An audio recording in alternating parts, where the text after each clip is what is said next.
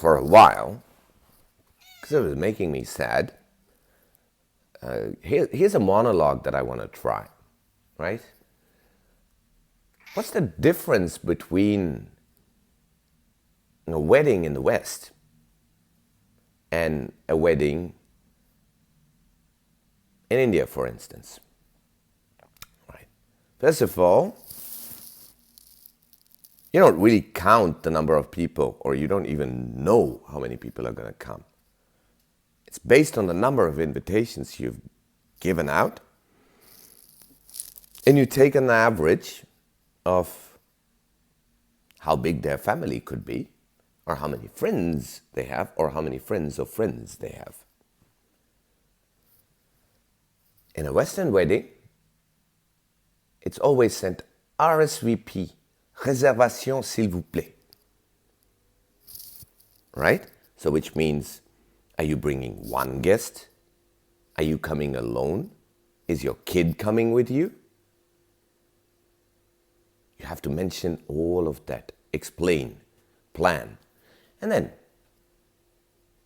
the caterer, a Western caterer, knows exactly how many plates he needs to prepare. Right? So, he nicely says, okay, that's the beef cut that I need, that's the amount of salad that I need, that's the amount of potatoes that I need, and that's the amount of desserts that I need to prepare. And that's the size of the cake, because that's the amount of guests who are going to come. In an Indian wedding,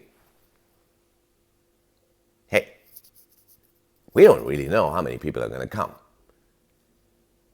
And we complicate it even further by saying, we don't really know what food they're going to like, so we're just going to give them a huge array of food. There's going to be a dosa camp, there's going to be chaat masala, there's going to be pani puri stand, there's going to be... those are all just starters, yeah? And then, finally, the main course. And then you have to have a seated dinner. And how many people, how do you plan for this kind of thing?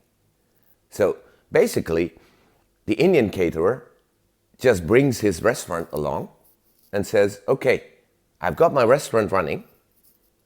I don't know how many customers I'm going to serve, but I don't mind serving them, but this is the price. But if you compare now, coming to prices, right, Western wedding, your traiteur or your caterer will give you a price per guest for the amount of services that he needs to do, which will be basically materials, his labor, and the charge for the service, right?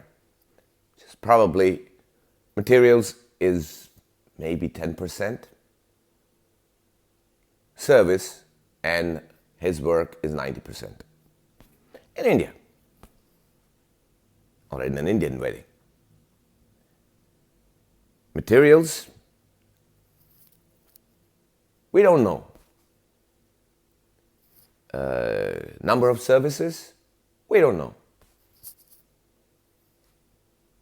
Cost of labor, we know. Time taken, yeah, we know. We have to work till the party is over. So what do? I say that, okay, let me take the worst case scenario. If you've invited 200 people, I will count 800. Because an average Indian family is about 4. Mom, dad, husband, wife. Or mom, dad, 2 kids. So on an average, it comes out to about 4. So if you have handed out 200 invitations, it's 800 people. I'll plan for 800. I'll charge you for 800. But if it doesn't happen, only 200 people have eaten, I make some money. Keep the rest of the materials for my next project.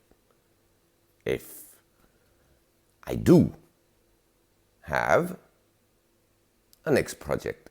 If not, I donate it. There you go. Ecologically, very efficient. The Western method, not really. Food does get wasted still. But planning hassle, impersonal. And at the end, you have the same result. People come, eat, go. But in the Indian thing, it's a lot more like a festival. People come, they have a nice time. Again, it's impersonal because you don't get to meet them because they're busy having their pani puri and their dosas. They don't have time to talk to you. Whereas in the Western wedding, yeah, they do find time to talk. You can go to every table, talk to them. They don't do that in India.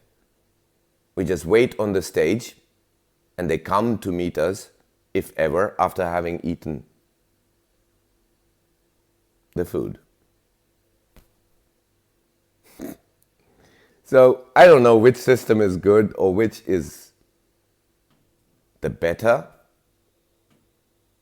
Hey guys, it's life.